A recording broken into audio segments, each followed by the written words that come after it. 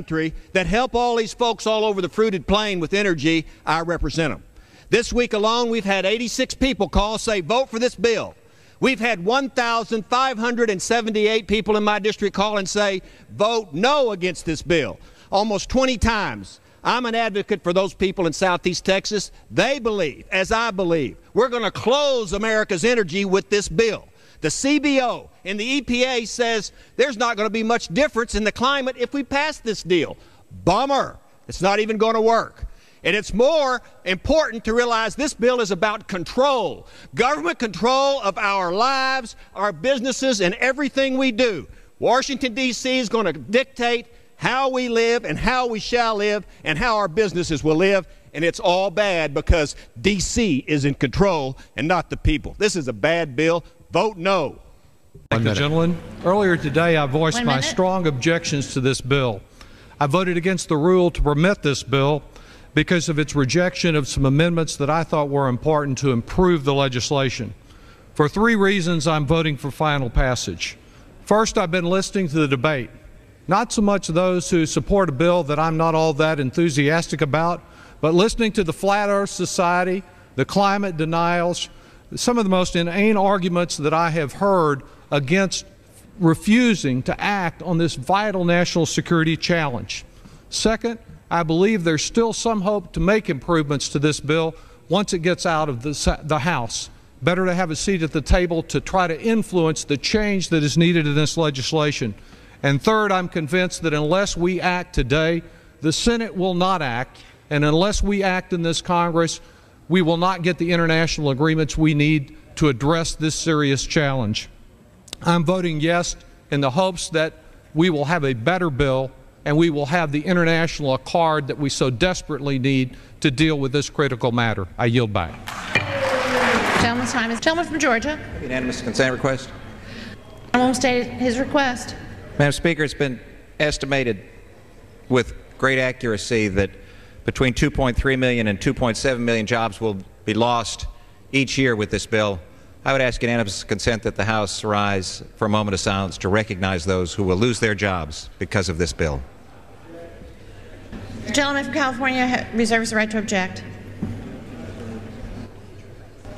The gentleman has objected. I thank the Speaker. In the midst of the worst recession in a generation, this administration and this majority in Congress are prepared to pass a national energy tax that will raise the cost of energy on every American family. Now, my colleague sporting the green lapel button, who I greatly respect, said that there is a lot of dispute about how much the average American household will pay if this national energy tax becomes law, and that's true. There are estimates ranging from a few $100s a year to the Heritage Foundation's over $4,000 a year. The estimate I prefer was from candidate Barack Obama, who said in January of 2008 to the San Francisco Chronicle, and I shall quote with the deepest respect, "Under my plan of cap and trade system, electricity rates would necessarily skyrocket. That will cost money. They," referring to the utility companies, "they will pass that money on to consumers." Close quote. Now, President Barack Obama. Now, I know earlier this week the President of the United States said that polluters are going to pay the cost of this national energy tax. That's not what he said last year. Now, I don't know how y'all define skyrocket. When the President said electricity rates would necessarily skyrocket under my cap and trade plan, but I'd be prepared to defer to you. I define skyrocket as a prescription for economic decline. There may be dispute about the numbers about how much I'll be paying in my electrical bill or how much the cost of goods and services is going to go up, but there's no dispute that this cap and trade legislation will cost millions of American jobs. Raising the cost of energy is a bad idea in prosperous times. Raising a national energy tax in the worst recession in a generation is a profoundly bad idea.